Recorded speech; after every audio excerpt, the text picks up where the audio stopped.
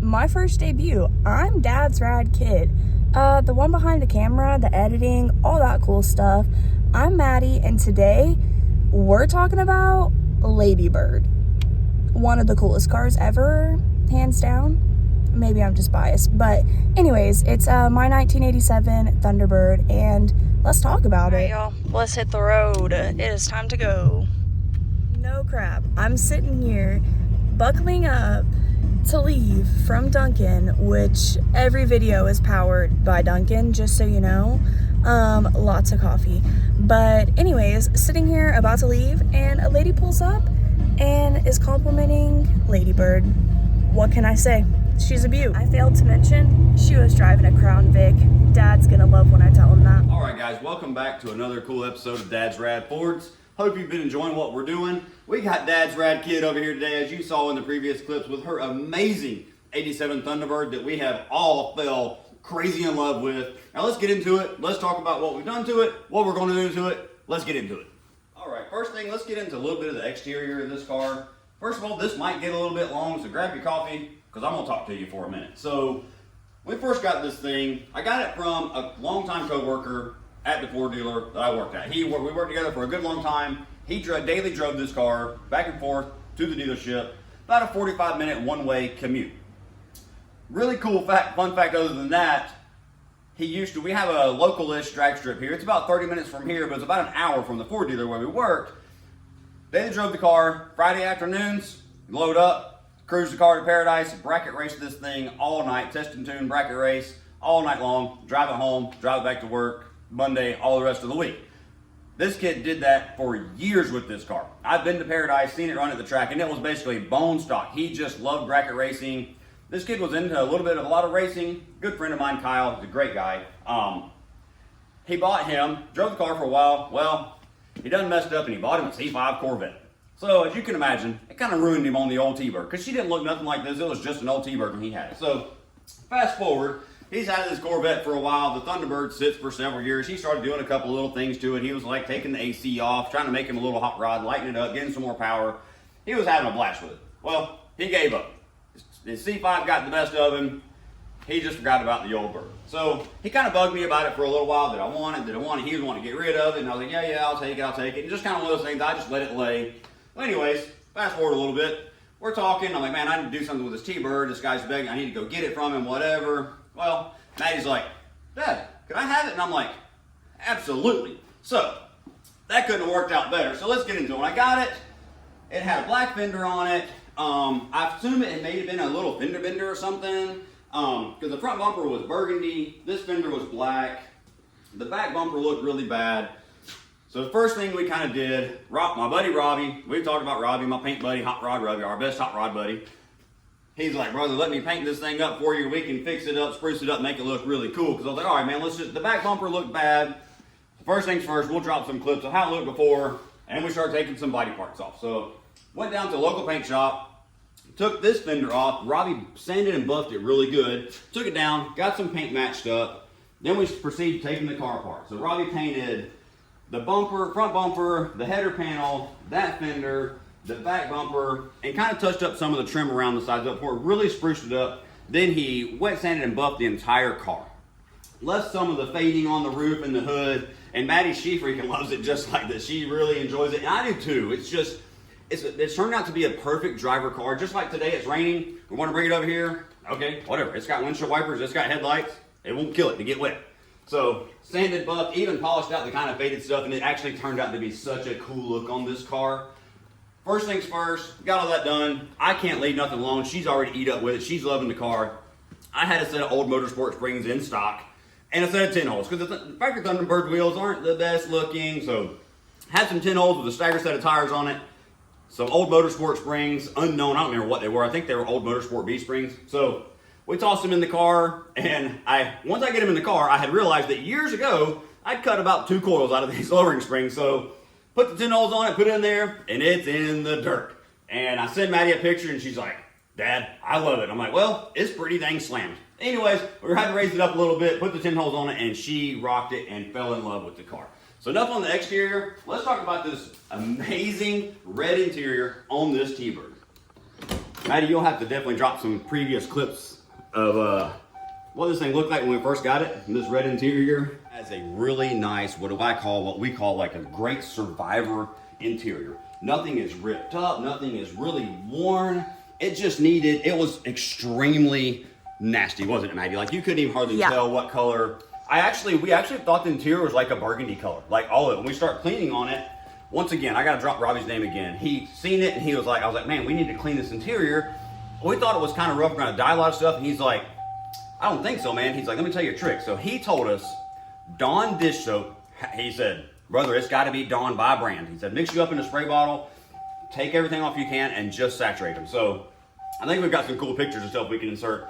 I'm in here working in the shop. The T-Bird's outside, and Maddie and the interior are strode across the driveway. We've got Dawn dish soap, and honestly, I was in here working, and Maddie, I think she was cleaning up a door panel or something, and I had walked out in the driveway, and I'm like, holy crap, kid, this interior is like red. And she's like, Dad, yeah. And so anyways, we cleaned all the door panels, we cleaned the vacuum, the carpet, and we cleaned the seats the best we could. And then what we did, took the side pieces off, and we actually tried searching the YouTube down. Everybody was raving about the RIT dye. Like everything we both looked up, everybody was raving about the RIT dye, so we were pumped about it. So we got the whole setup, took the seats out, guys. I got Maddie a big warm bucket of water. We did the RIT dye per instructions. She starts doing it on there. About an hour goes by. I'm like, kid, I don't think this is doing any freaking thing. It wasn't. It really wasn't, was it? It really, but everybody else's videos we watched, it was like the most amazing thing. Ours, I guess maybe it's the red, the pigment in the red. I felt the seats were just like sucking it up, weren't they? Yes, very bad. So we let it all dry up. Went to our local O'Reilly's, which our local O'Reilly's is like parts store hero. I love them. You'll hear me talk about them continuously. They're my guys. It's the best parts store in town, period. So they had some bright red, just the duplicolor vinyl dye you buy at the parts store. I don't love it, but we used it on the front and rear seats. We scraped them really good and got them as clean as we could. And we just tried to kind of lightly dye them, not get too crazy, because they still had some color in them. And honestly, it's holding up great. A lot of when you do that dye, they get kind of crunchy, but like once you got to vacuum it and kind of scrape the fibers down to really fluff them up. And once you drive it and sit out of it, it turned out, I mean, I couldn't be happier with the interior of this car. I think it turned out incredible. And what me and Maddie kind of talked about, even with the spray dye, so say 6 months, well, it's been probably 2 months or so, easily, probably 3 months. Oh gosh, it's probably been 6 months since I've done the seats, and they have worn in great. Yeah. So say next summer they're starting to fade. We pop the seats out, hit them with a little spray dye, and it's good. So the RIT dye, for everybody out there that had great success, we're super jealous, and we love y'all's RIT dyed seats. But for us, it just wasn't enough. Maybe the red pigment or something, and it was not working. I think she did like a whole seat back, and then we went to get coffee or went to get something, like an hour or so went by, and we come back, and the seats were like great looking. I'm like, what the heck, where's the color at? So we bombed them with the spray dye, did the best we could. The best trick I found with the spray dye on the carpets and stuff is you have to go after, if you have like a brush attachment for your shop vac and it's got the little bristles, and you just go after it pretty good, it gets some of the crunchiness, I guess, if you want to know, crunchy is the right word, but the fibers in the cloth gets really firm, so you gotta kind of break it up. Anyways, if you guys do it, good luck, hit us up, we'll give you some tips. We're not pros at it, but I think our interior turned out pretty dang good. All right, let's get down to the next thing we can talk about on this car and what we're about to do to this thing. So let's talk about what powers this thing. Like I said, the person I got it from, my buddy Kyle, I got it from, he was in the process of doing a few things. So it's got the Explorer upper and lower intake, which all you 5-liter guys know, that's the hot upgrade for your stock 5-liter. These Explorers the junkyards are full of these Explorers. Actually, it's funny, I say that. Our local pull-apart, which we have an amazing local pull-apart here, which is where if you guys aren't familiar with that, you take the part off the car, junkyard, you take the part off yourself, you go up, you pay for it, and since you took it off, it's usually a way reduced rate than if you call the junkyard and say, hey, I need this part or whatever, they're gonna charge you. Anyways, but all the Explorers in our local junkyard, this is the upper lower intake. That tells you how much of a hot upgrade it is because it's on all y'all's freaking Mustangs out there. So, Explorer upper and lower, otherwise completely bone stock 5-liter. Now, actually, fun fact, when we first got this car, I feel like I knew, but I didn't know. Maybe I had forgotten, but I did not know that these were not actually HO motors. They call these the LOPO. So little less, there's still a roller motor, but it's not a HO 302, whatever. So today, what we're gonna get into this thing, I've had a set of long tube headers. Let me grab one, we'll show them to you on the camera. I don't know what brand they are. I think they're Flowtex. They have a really great thick header flange, which is usually what I look for in a pair of headers, like, because nothing is worse than freaking exhaust leaks, especially when you got a nice set of headers, nice mufflers, and the car sounds so good, but as soon as you crank it up, it goes tick, tick, tick, tick, tick, tick. I absolutely hate a freaking exhaust leak. So, I got these a little while back from my father-in-law, which is building an 82 GT, and these came with the car that he had bought. His car came with we'll have to put some pictures of it. It's a really cool silver 82 GT. He's basically completely restoring it. It's gonna be an amazing car. I can't wait to show you guys. But anyways, these came with it. His car came with a really nice aluminum headed, fresh build small block. So he didn't like those. He bought them in a really nice set of shorty stainless steel headers. Gonna look great on his engine. It's got a nice aluminum head, some pretty valve covers. Gonna look great in his engine bay. He didn't want them. He's like, get these things out of here if you want them. I originally was gonna put them on my convertible. Then this thing comes along and say, all right, let's put, these things have old cast manifolds, kind of like a truck. The car sounds pretty good. It's straight pipe, no cats. It's got magnaflows and turn downs. But I think we can make it sound a little bit cooler with these long tubes. And now that my daughter is really into the scene, she's kind of going down the rabbit hole in these old Fords. And she's really paying attention more than I thought, because we've been talking about hanging these long tubes on it, these headers on it for a minute. So we were talking a couple weeks ago, and I'm like, yeah, we're gonna put your headers on, this and that. And she's like, hey Dad, so once we have my header stuff on, it's basically ready for a cam and it can chop, right? And I'm like, yeah, it'll be ready for a cam. So I guess stay tuned, because it's gonna probably wind up with a freaking camshaft, because this kid is eat up with it, guys. I'm telling you, like, she's eat up with it. She thought her dad was bad. I don't know. This kid, we might have to get her some help. We'll see. I don't know. Anyways, that's the engine. Good old 302. It does sound, and this car actually runs. This car runs so good. It runs really good. And I'm gonna tell you, this is a LOPO engine. It's not the 50 HO that came in all your Fox bodies. This thing ain't slow. It's not a turd. It is really, it's fairly impressive. So there's the engine, nothing crazy. We're gonna hang some headers. Before we get started on that, we'll kind of show you, as you can see, no more 10 holes. We got the FR500 and it's 5-lug. So how about I throw it on the rack for you guys? We'll talk about what we did to 5-lug it and to get it to look this cool with these wheels on it and sit just right. We'll be right back.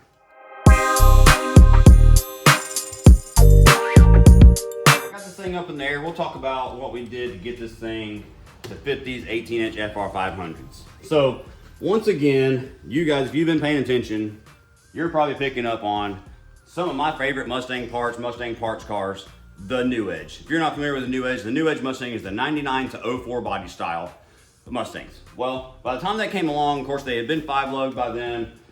The New Edge cars, you get a dual piston caliper, 5-lug. So what we did, I already had a lot of this stuff in stock, and we want to put these wheels on it. We've been rocking the 10 holes, hitting a couple cruise ins. Fortunately, she knows Dad's got some wheels laying around, 5-lug. So I'm like, all right, what do we got to do to get them on there? Let's start the process of 5-lug. Let me start digging in the building back here in the parts department, see what I got. Drug some New Edge spindles out. I had New Edge calipers, rotors, all that stuff. The only thing I didn't have, I thought I didn't have stuff to do the rear. So another learning point for me, owning this T-Bird, cool little fun fact, I didn't know, the rear diff in these T-Birds is not the same width as a Fox. I had Fox axles and drums for 5-lug, but it's not the same width. So did a little research. Obviously it's been done before. We're not setting the world on fire. Did a little poke around some forums and the internet. Found out the SN95 Mustang, which if you're not familiar, that's the 94 to 98 Mustang. That differential is nearly the same width. If I'm correct, you guys can fact check. I think it was like a 1/4 inch wider. So basically the same width. I was like, okay, cool. Once again, go into our local pull apart. Great place. Looked on there, they had several SN Mustangs. Walked to the back, they got several SN GTs. Cause I wanted to go ahead and upgrade it from the 7.5 to the 8.8, so I wanted a GT Mustang rear end. So, go to the junkyard, drag us a Mustang rear end out of a good old SN car. That's where we're at in the rear. So now we've got disc brakes in the back.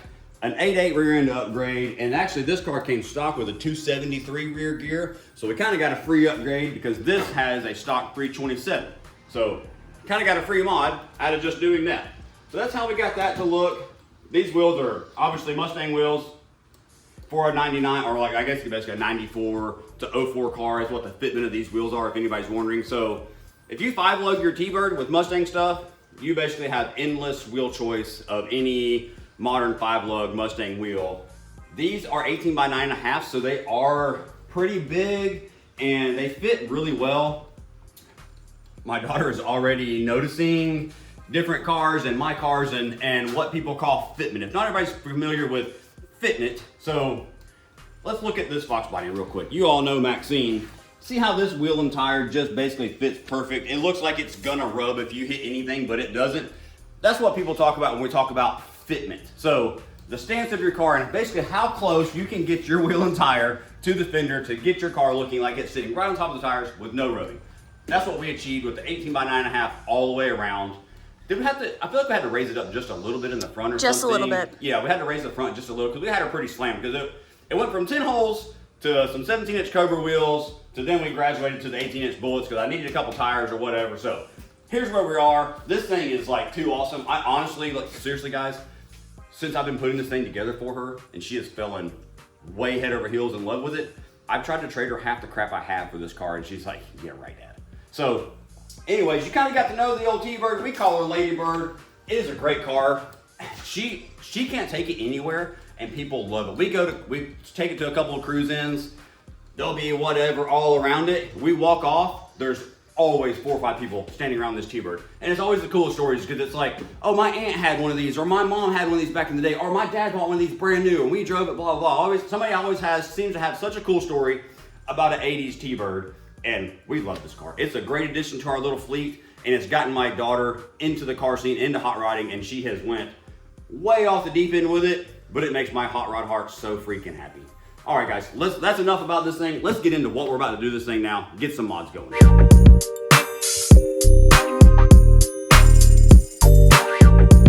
Guys, we're gonna get into getting all this stuff off. I've got the bolts broke loose from the manifolds. The manifolds are a little rusty. The car's not rusty at all, but the manifolds just for being cast there are a little rusty, so I was a little bit worried about bolts breaking, so I wanted to just go ahead and soak them down, crack them all loose. They all came loose just fine. We got no problems there. So, like I said, this car is kind of straight pipe. It's got like a homemade muffler shop H-pipe on it. I've got an H-pipe. It doesn't go with these headers. We're gonna do a little bit of modification, but I'm gonna have to cut all of this stuff off because I'm hoping I can get the Mustang H-pipe in here, and I have to do some welding, some connecting back here to the flow tube, and I'm gonna probably cut all this about here and here. Get all that off of there. We'll be right back to you. All right, folks, let's get to sawzalling this stuff off. I think I got a pretty good blade. My blade selection is a little thin at the moment, but I think I got a pretty good blade, so let's get to cutting this off. And as always, safety first, last, and always.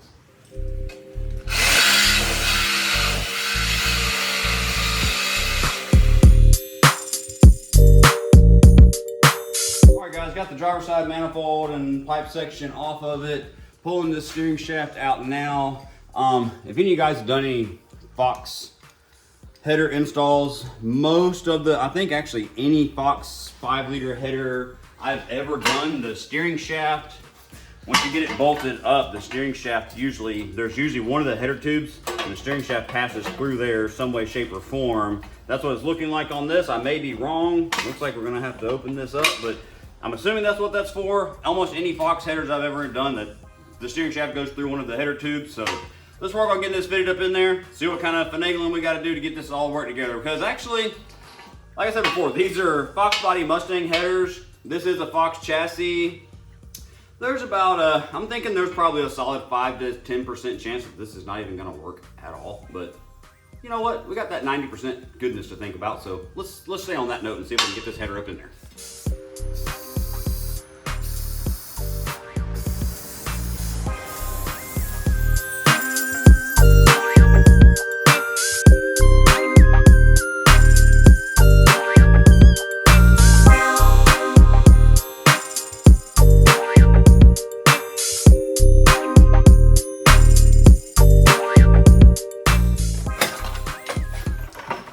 Got this header installed. It was a A little bit of a wrestling match, but hey, we're getting there. It's hanging in there.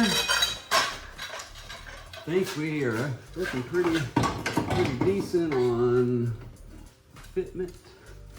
Maybe not. All right, guys, we got this driver's side header dropped in with much wrestling and finagling and all that, and we still have some pretty major clearance issues. So I'm gonna try to get me one bolt started, see what the heck I'm working with here. I think part of our problem is we've got a completely blown out motor mount on this side, and I think it's letting the engine sag way down, I feel like. But we're gonna try to get a bolt started, see where we're hitting, massage some header tubes if we have to, and we'll continue hammering on. But yeah, it's fighting, and we're learning a lot of uniqueness about a T-Bird. So even though it's a Fox chassis, it ain't no Mustang.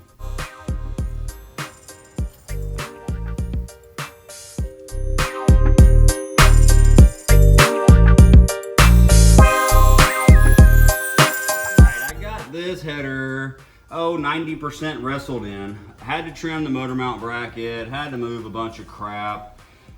I'm noticing also these are some pretty big primary headers over like a set of just regulars, so they're quite challenging to fit. Right now I'm about to do some marking where I need to do some massaging on a header tube to get it to clearance past this engine mount, because this engine mount on these T-Birds is just, it's pretty big compared to a Fox.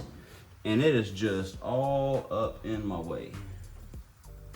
So I'm just trying to make me some rough, general references at the bottom where I need to smash this thing. So kind of right in through there.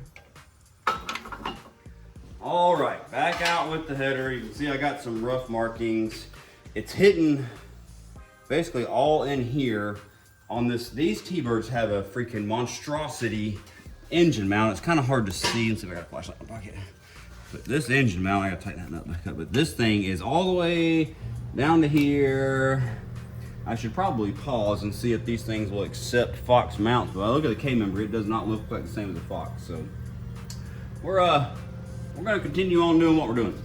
We'll heat this up, bash it in, and there's actually a before you guys start going crazy on me bashing this header tube in, there's a really cool video show, I'm pretty sure it's Engine Masters, it's David Freiberger, all those, and they did a test. Because if any of you guys out there have done header install on anything and you didn't have to smash a header tube a little bit here and there or massage it a little bit, you're freaking lucky. I don't think I've ever put on a direct fitted set of headers that are for the car, everything, they fit it perfect, they're hitting some dang where. So they did a really cool show. They took a couple sets of headers and they intentionally just mangled them, bashed them, beat them up, bent them up, squished them all down, and it made minimal to no difference in the power, which blew my mind. So if you guys are always worried about having to dent up your header tubes, clearly it don't freaking matter. So let's get to it. Warm the tube up a little bit just so it's easier to massage and I don't have to pound the freaking crap out of it. Just get some heat in it so I gotta flatten it out pretty good. I'm gonna try to get like quarter, half inch of clearance out of it, you know. Quarter, half inch measured eyeball clearance, something like that.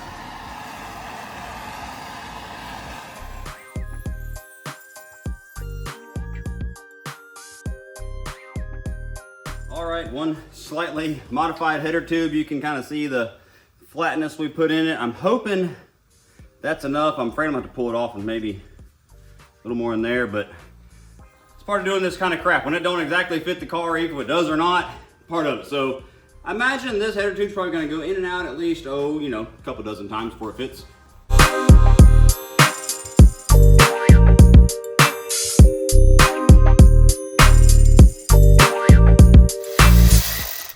Dad's rad kid getting her freaking hands dirty.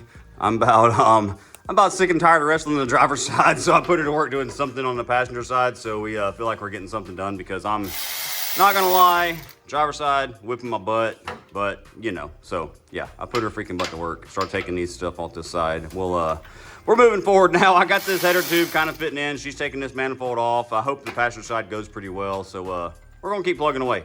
All right, I finally got that driver's side header wrestled in there, all the clearancing and everything that needed to be made. I've got some pretty decent little header gaskets here, I'm pretty sure, in a leftover gasket kit from a previous engine build that I did on a good friend of mine's car that has a super cool story that I'm hoping to share with you guys soon. It's a little silver coupe. He does some road racing with it. Anyways, I built him an engine. There was a bunch of random gaskets left over. So these are some actually really nice header gaskets, like something I probably wouldn't even buy. So I got lucky on that. Free gaskets, thanks to my buddy Peter.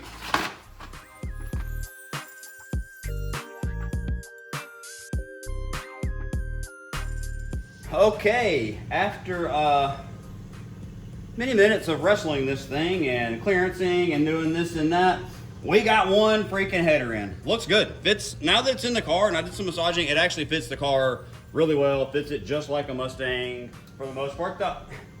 For anybody wondering, I know not everybody out there is messing with the T-Bird, but the biggest hurdle and the biggest freaking wrestling match was this monstrosity of an engine mount that these T-Birds have. Now, I've been thinking about it as I'm working on it, I'm like, why in the world? But I can only assume it has these style engine mounts because of like a comfort thing, probably a lot smoother than a Fox because, guys, I'm telling you, I've driven a lot of Fox bodies, I've messed with Mustangs forever. I know this is a Fox chassis and this is a Fox body, it's a Mustang, you take all the skin off. This car drives so much better than a Mustang, like literally. Even Maddie's drove my convertible, and that convertible, as far as like a stock Mustang, is a very great driving car. Rides smooth, rides nice. But dude, you get in this car and it's just, everything is smooth. It's just a nicer car. You can tell you're in a nicer car. So anyways, sorry to ramble on about that, but that's my story. That's my theory behind these big old honking motor mounts. And they got a big piece of rubber, so I can only assume that they did that for some vibration issues. Anyways, bolt the master cylinder back on, get the intake manifold back on. Hopefully we can knock the passenger side out. Hasn't taken that long. It's just been, I keep saying it, but it's been a freaking wrestling match. It's been like freaking WWF up in here with me and this header for the past couple minutes. And I had to just get an Ultimate Warrior on it. And guess what? I won. Header's in there. Sorry, Mr. Hogan.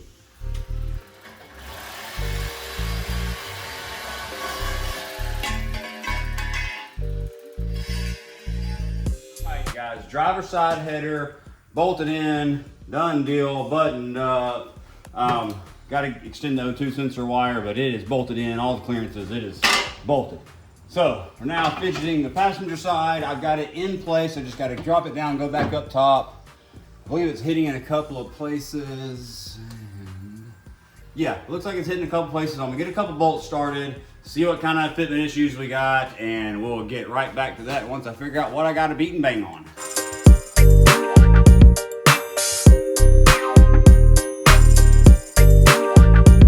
Okay, well, passenger side header is clearanced. If I got the ladder out and the pole jack and the car's on the lift, it's not an ideal situation. But anyways, I've been wrestling this freaking starter. This car takes the old style, like huge Mondo Ford starters, if all you guys are familiar with it. I've been wrestling, trying to get it in from the bottom, trying to sneak it in. As I was wiggling the header, it fell, and I saw open space from the top. So, snatched the ladder, jumped up top, we got the starter in. I'm about wore slap out. This thing has whipped me today. This car has, yeah. We're about to get this header kind of snugged up in here, the starter bolted up in there. We're about to call it for the day. Wife's got beans and cornbread in there ready for dinner. I've had about enough. I'm tired of this, Grandpa. That's too damn bad! We're about to cut it for today. See you in the morning. The next day. All right, guys, it's the next day. It's the next morning. We're back on this thing. This thing put me through it. Also, didn't start till about freaking lunchtime yesterday and wound up. By the time the evening was coming, I was like, all right, I'm done. So, after we turned the camera off, I kind of stayed after it just a little bit. Here's where we are now. Got both headers installed, O2 sensors, waiting on one O2 sensor with a longer wire, starters in, dipstick tube is back in, everything buttoned up, back up top, headers fully bolted up, ready to go. We actually cold started it last night with just straight headers. We'll give you guys a clip of that. But yeah, on that, like whenever we do headers or cam swap or anything here in Dad's Rad Ford shop, open header fire ups, absolutely mandatory. No, there's no questions about it. We have a lot of rules around here. That is a big time rule. If you do hot rod work, first fire up, open headers is a must. And she sounds rowdy. So anyways, we're all buttoned up. We got a couple of things to do. I got to trim this little shift linkage. The main hurdle we're at right now with getting as you can see, the rest of our exhaust is not hooked up. Well, like I said before, the headers were free, the H-pipe was free, but guess what? The H-pipe don't really match the headers. I'll show you a little bit what we got going on. So header has a traditional, just kind of 3-bolt flange. Most of you guys, if you're familiar with that, you're familiar with a 3-bolt header flange, takes a gasket there, no big deal. Well, my H-pipe is traditional ball flange, which a lot of stuff is. Most newer stuff are ball flange like that, and actually, I'll show you. So this was on the front, so I cut this off. As you can see, it's made to accept a ball flange like that. So now, what we're doing, about to run to our local muffler shop, because I bought a tailpipe expander tool, and I exploded it, because these reduce it from 3-inch to my 2.5-inch H-pipe, but I want to have this swelled a little bit so it slips over, because I don't want to butt weld this, because it'll not be strong, it'll eventually break. So I'd like this to slide into this. I bought a cheap Chinese tailpipe expander, and yeah, it did all that, exploded, and didn't even expand the tailpipe. So, got a local muffler shop. We're about to load this junk up in Arnold, hit the muffler shop real quick so we can button this thing up, because I'm not tired of messing with this TBIRD. I love it, and it's cool, but yeah, it got under my skin yesterday because it whooped me. But anyways, we're gonna get this done, get right back to it, get this exhaust on, wrap up this freaking project. I knew it was gonna be grueling, but I didn't think it would be this bad. But actually, I'm being dramatic. It wasn't that bad. The deal is, this is real life hot rod work. Like, this is when you're doing something, I don't care. I think I was telling Maddie last night, I'm like, look, I've got like 5 cars with headers on them. Every single header has a tube bashed up. So, food for thought, you guys are hanging headers on cars, you're going to do a header, even if they're direct bolt-on fit. They usually are, but something's always got to be massaged, it seems like. Even, I know, don't say it Corvette on the channel, the Ford channel, but even my Corvette has some really nice Corsa headers on it. Guess what? They got dents and dings in them. So anyways, let's fast forward, get to the muffler shop, get back, see if we can put this exhaust system together and take this dang thing down the road finally. We'll be right back to you. All right, guys, we're headed to the local muffler shop. Luckily, we got a pretty good muffler shop that's literally right down the street, so it shouldn't take too awfully long. We're gonna take this new hot rod because literally, well, I say I can't stop driving it, but my freaking wife has been driving the crap out of it every day since I've lowered it. Anyways, now I finally get to drive it.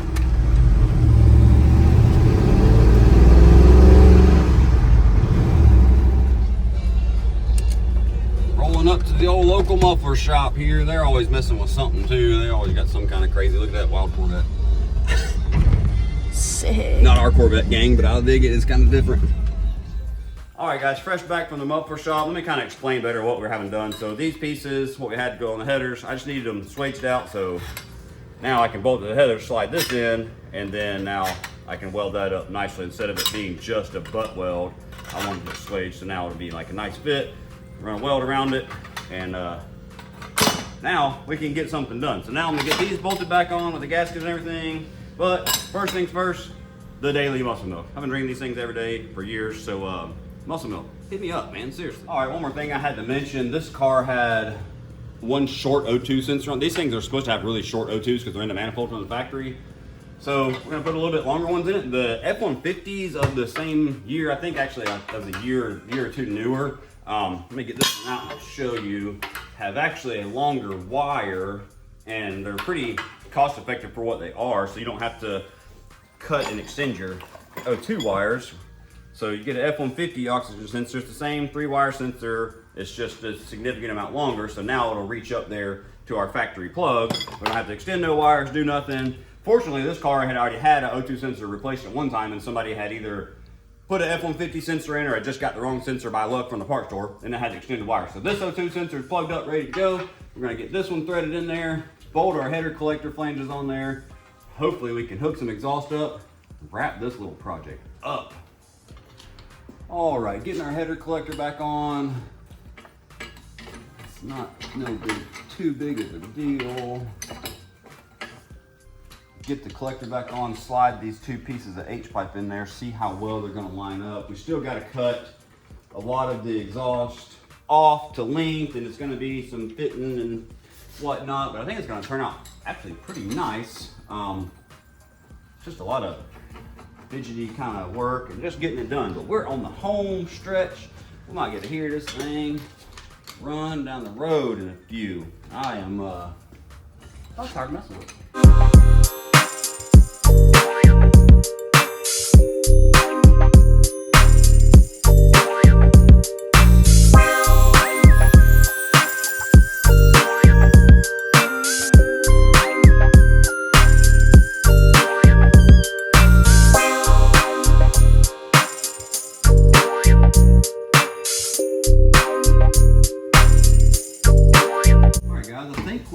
I think we're getting somewhere. I'm gonna be able to do a little something with that. Connecting these flow tubes to the H pipe, but I about got the H pipe mocked up, ready to put some tack welds on things, situate stuff, see how it looks. Yeah, I'm liking it so far. Have to do a little cleanup on the H pipe, but yeah, I'm gonna get it sitting in here good and level, go ahead and tack things in place. Then I'll probably just unbolt everything, weld it all out, hopefully bolt it right back up in place, and should turn out. We're coming along pretty good. I think this car's gonna sound really freaking good. It's gonna have a pretty cool sound to it. Okay, got the old welder fired up. Let's see if we can daub some weld in this. I'm a super duper amateur welder. I can make metal stick together. That's about as far as I'll go with it. But yeah, it's in here pretty even. It's not, these headers, the way they fit side to side. I guess this driver's side one to me is just really low, but I'm assuming it's probably to clear this linkage right here, which we do got to do some trimming on. But yeah, it looks like it's all gonna work. We'll trim this linkage a little bit so we can get it in and out of gear. Have to do some ingenuity, but yeah, I mean, they fit. H-pipe fits pretty good. We'll clean it up, throw a coat of paint on it, but pretty nice upgrade. Turned out pretty good. Got all nice matching hardware on the header flanges. I'm gonna weld this out. We'll clean it up, throw a coat of paint on it so it looks pretty nice, but it's coming together. I'm pretty pleased with it. It was frustrating me for a minute, but I'm getting pretty pleased with it. It's turning out pretty cool.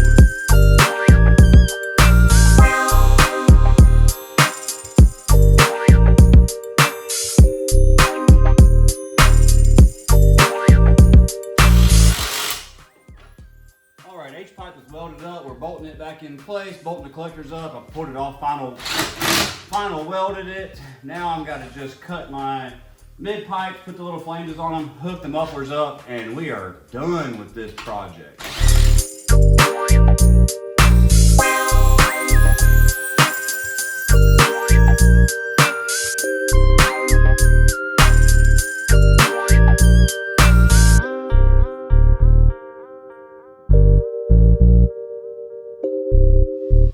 All right, guys, I got my pipes cut. I got everything mocked up. I'm about to make my final weld. I got a little bit of a gap. I'm gonna have to kind of heat up and smush it up, but welded that up. That's not too bad. I'm not no professional welder, but that ain't terrible. I don't really like this bend right here, but I'm trying not to over-engineer the thing, use what I got, so I just had to cut the pipe in the bend. It actually fits up in there really nice. Fortunately, I was able to reuse these ball flanges, and it gives me a little bit of angle. If you can see, like, this is not exactly straight. Kind of the beauty of a ball flange fitting is if you're not exactly lined up, it gives you some angle and whatnot. So don't judge me on my crooked bent pipes. We ain't cutting them off, freeing them, all that. Maybe one day we'll send it to the muffler shop, have some big flow tubes made or something. Probably not. Y'all ain't never, once I let it down, y'all ain't never gonna see it again. Out of sight, out of mind. Actually, it doesn't look that bad. I'm being critical of myself. Like I said, we're just putting together what we got. There's no sense in cutting all this stuff off, making it blah, blah, blah. I cut it, made it work good enough. We're gonna weld it in. I'll pound this gap in. And then we can finally hear what this freaking rig sounds like. I'm pumped. I'm super pumped to hear it. I'm pumped to be done with it. It looks pretty cool. We still had a couple of little things to do. The motor mounts were completely shot out on it. So I got some coming from O'Reilly's here in a couple hours. We'll go ahead and knock that out. And I'm thinking that's gonna help some of our low-hanging clearance problems because the mounts are completely collapsed and shot. So I hope we get a little bit. And when I put the mounts in, I'm gonna use a couple of washers. And the way these mounts are, they have two studs, so I can stack some washers and actually get some shim. I'll probably get another ½ inch or so up out of the engine, because this thing is on the ground like all the rest of our cars, so any bit of ground clearance we can get is good. And Maddie's driveway absolutely sucks for lowered cars. Yeah. She has you gotta climb a mountain to get in her driveway, but she's figured out the lowrider technique back in your car in a crappy driveway at an angle and all that. But anyways, we're gonna finish burning this up, and hopefully the next clip will be a little sound clip what this thing actually freaking sounds like. What all of our labor has been worth. Let's see if it's probably gonna, we crank it up and it sounds exactly the same. If we crank it up and it sounds the same, it doesn't sound any better, then I'm pushing it out and you can just take it to the junkyard, do whatever. Well, actually, if it sounds the same, I'll trade you. Okay.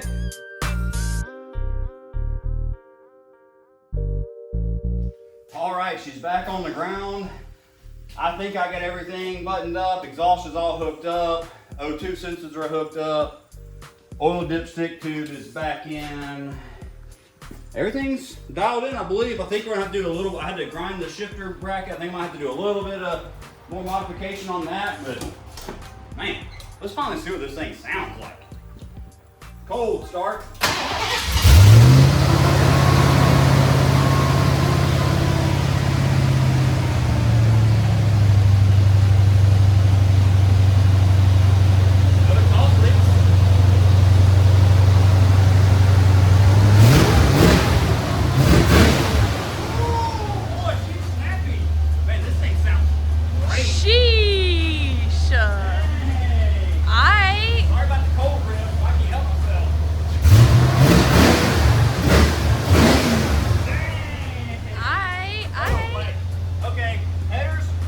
T-Bird to life. Yep.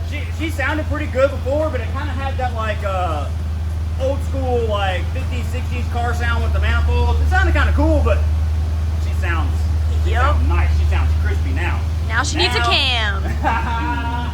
yeah, this kid is killing me.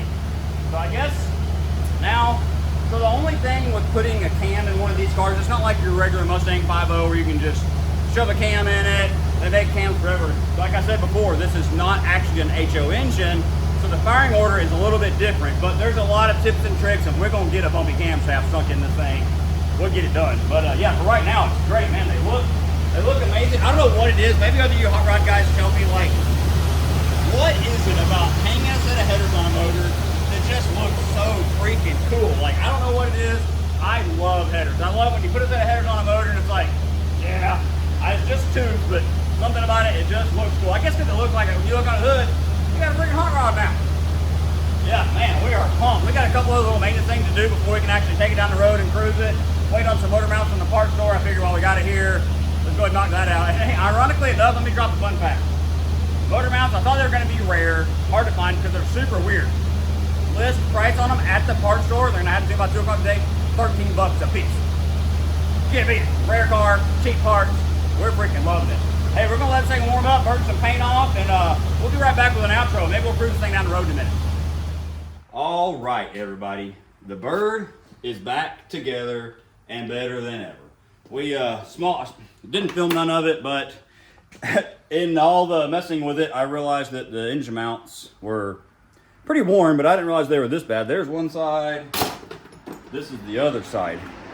But one thing we're both noticing is once I got the header on, I was actually kind of worried because especially the driver's side of the engine sat super, super low. And I think, well, now looking back and seeing how bad these were, this is half of our freaking problem wrestling that driver's side, you know, kid? Yeah. Like, because now the engine, like even we both just noticed sitting here underneath, once I put the mounts on, I was like, holy crap, like it's got room for days now. I'm an idiot. And now it just literally physically sits better. You guys aren't looking at it, but me and her could both tell let it down. It's like, oh wow, the engine, yeah, okay, yeah, it doesn't look like the damn engine's about to fall from under.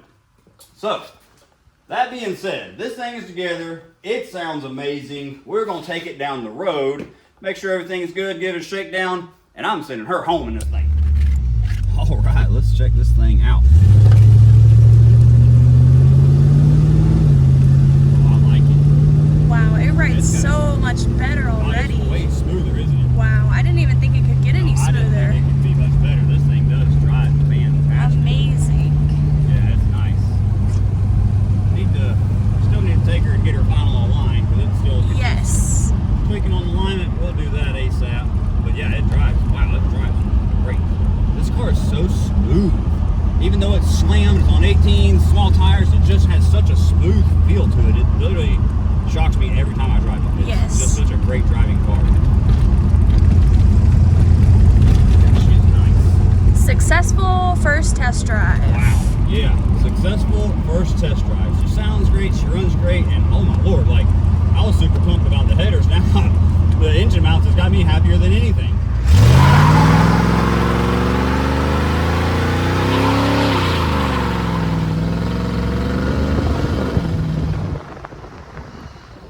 Alright people, that is a wrap on the Thunderbird project for now. She got some hot upgrades, great mods, and ended up needing some great maintenance. The motor mounts and a couple other things. Wow, really helped us out on that thing. It drives and rides amazing, and man, we both love the way it sounds. It's got a cool sound to it. It sounds like an old Fox body Mustang now. It really sounds cool. It sounds great. It looks a lot better under the hood. You open the hood, you see some cool things, see the headers and whatnot. We loomed our plug wires up really nice. It's looking pretty good. We're trying to get this thing dialed in, so that was a fun little project. Been needing to do this for a little while. it was a little bit of a headache from time to time, but hey, you'll have that on them big jobs. So that's a wrap on the T-Bird. But stay tuned. Once again, I hope you guys are really enjoying what we're doing. We're still having a blast with it. Hope y'all like that T-Bird as half as much as we do, because we really love the T-Bird. But yeah, stay tuned. Next video, we're gonna play with my new Edge Mustang. This is my 2000 Mustang GT. We call her Ruby. We're gonna get into her. We got a couple of little things she needs done, some maintenance in. Rear spring change, a little bit of maintenance in. We might get ready to take her to the track. It's been a couple years since I've been to the track, so we need to get on that. You guys stay tuned. Give us a like. Please subscribe. Check us out everywhere you can. We really appreciate the support. Stay tuned for Ruby. See y'all on the next one.